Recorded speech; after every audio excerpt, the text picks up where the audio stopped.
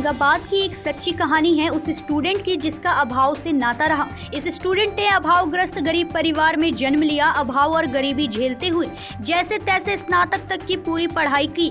परिवार को अभावग्रस्तता से निकालने और गरीबी दूर करने के लिए सिविल सेवा में जाने का दृढ़ निश्चय किया। बीपीएससी की परीक्षा दी। पहले प्रयास में सफलता नहीं मिली, पर दूसरे प्रयास में बीपीएससी की 67वीं परीक्षा में उसे शानदार तो नहीं पर इस काम लायक सफलता मिल गई कि उसका चयन अनुमंडल पिछड़ा अति पिछड़ा कल्याण पदाधिकारी पद के लिए हो गया है। यह कहानी है औरंगाबाद सदर प्रखंड के कर्मा गांव के युवक राहुल कुमार की। उसने बताया कि वह बेहद गरीब परिवार से है। उसके पिता रविंद्रनाथ ठाकुर नाई हैं। नाईगिरी की ही उनका पेशा है। पिता के इसी पेशे से कमाई से उनकी शिक्षा पूरी हुई है। उन्होंने प्राइमरी एवं मिडिल की पढ़ाई अपने गांव के ही सरकारी प्राथमिक विद्यालय से पूरी की। इसके बाद 9वीं कक्षा में औरंगाबाद के गेट स्कूल में दाखिला लिया। इसी स्कूल से 2012 में मैट्रिक की परीक्षा पास की। इसके बाद शहर के सच्चिदानंद सिन्हा कॉलेज से 2014 में आईएससी पास किया।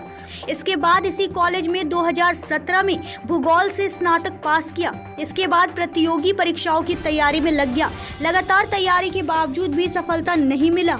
इसके बावजूद भी वह निराश नहीं हुआ। प्रतियोगी परीक्षाओं की तैयारी करता रहा, जबकि उसके पास कॉम्पिटिटिव किताब खरीदने तक के पैसे नहीं थे। इसके बावजूद उसने हार नहीं मानी। उसने पढ़ाई के लिए यूट्यूब का सहारा लिया। यूट्यूब पर आवश्यक सामग्री ढूंढ कर निरंतर तैयारी में लगा रहा।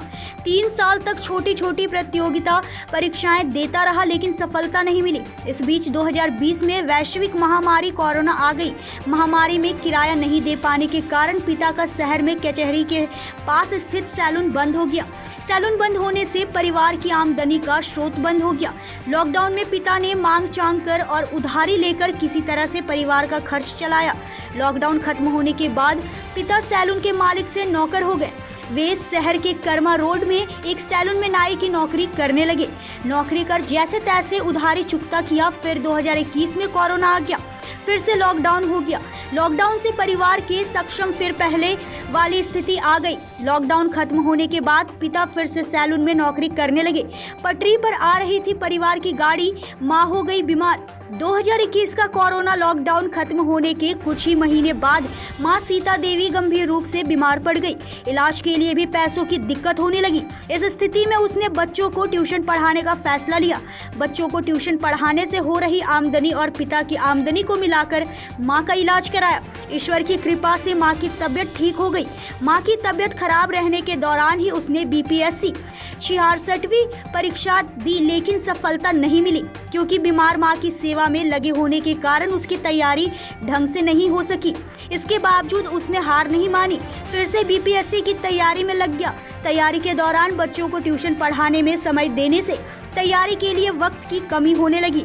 वह बच्चों को ट्यूशन पढ़ाना छोड़ने की सोचने लगा। इस दौरान उसकी छोटी बहन मीनू से यह कहकर साथ दिया कि भैया ट्यूशन पढ़ाना छोड़ देने से परिवार के सक्षम दिक्कतें होने लगेगी। आपको अपनी पढ़ाई का खर्च चलाना मुश्किल हो जाएगा। मैं बच्चों को ट्यूशन पढ़ा देती हूँ, आप तैयारी में लग रहिए। छोटी बहन उसके बदले में बच्चों को ट्यूशन पढ़ाने लगी। बहन द्वारा साथ दिए जाने वह तनाव मुक्त होकर तैयारी में लग गया। इसी का परिणाम बीएसएससी की 67वीं परीक्षा में सफलता के रूप में मिला और बीपीएससी की 67वीं सिविल सेवा परीक्षा में सफलता मिला और उसका चयन अनुमंडल पिछड़ा अति पिछड़ा कल्याण पदाधिकारी के रूप में हो गया। राहुल ने बताया कि बीपीएससी 67वीं की परीक्षा में उसका 2006वां रैंक आया है। वह अनुमंडल पिछड़ा अति पिछड़ा कल्याण पदाधिकारी के पद पर चयनित हुआ है। औरंगाबाद से दीनानाथ मोवार की रिपोर्ट। बीपीएससी या यूपीएससी निकलना बहुत बड़ी बात है, लेकिन यदि इसमें सत्य है कि बहुत पैसे की खर्चा होती है, बुक आदि की होती है। हमें भी महसूस हुई थी कि मैं बुक लूँ, बड़े बड़े पापा से कहूँ, लेकिन ये था कि मैं पापा का नौकरी नहीं था, जॉब टूट गया था। मैं चाहता था कि मैं बुक लूँ, लेकिन पापा से मैं पैसा नहीं मांग सकता था क्योंकि मेरे बुक से ज़्यादा महत्व था मेरी माँ की दवाई। इसलिए मैं पापा को नहीं कहता था, लेकिन हमारे गांव घर आसपास के थे लोग, तो मैं उनसे कहता था, तो मुझे बेफिक्र होकर वो सहारा देते थे, पैसा देते थे। लेकिन मैं कहूँगा कि निश्चित रूप से आपकी पढ़ाई में पैसा बाधक नहीं है। गरीबी आपको रोक नहीं सकती है। गरीबी आपको अवसर प्रदान करती है। आप एक अवसर के रूप में ले पैसा।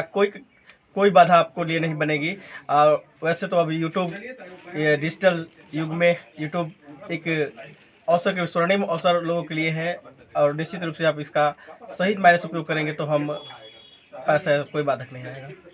दिल में अगर हौसला हो बुलंद तो गरीबी कभी भी हार नहीं कर आ सकती है। जैसा कि हमारे गांव कर्मा भगवान के पंचायत से राहुल कुमार ने कर दिखाया। सच में ऐसे इनकी जज्बा को हम सलाम करते हैं, और हम ये आशा करते हैं कि जितने कर्मा पंचायत के जो है इनसे प्रेरणा लें कि गरीबी हो के बहुत सारे बच्चे लोग क्या उदास हो जाते हैं कि हम ऐसा नहीं कर सकते हैं, लेकिन इन्होंने इस बात को नहीं देखा कि हम गरीब हैं। लगातार इन्होंने दिन रात मेहनत करके इन्होंने हौसला को बुलंद रखा और इस कामयाबी को इन्होंने हासिल किया। सीता देवी। आपका बेटा आज पदाधिकारी बन गए हैं, बहुत खुश है सर। कैसा लग रहा है? बढ़िया लग रहा है। बहुत मेहनत से पढ़ाई किए हैं, बहुत कुछ पैसा भी ना वो लड़का छन रहा है। हमारे बीमारी से आउ लड़का परेशानी हो गई।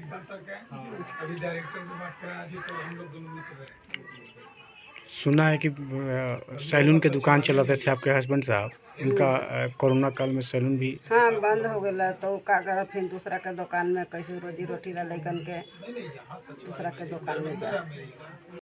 मीनू, तुम्हारा भाई आज ऑफिसर हो गया है, कैसा लग रहा है?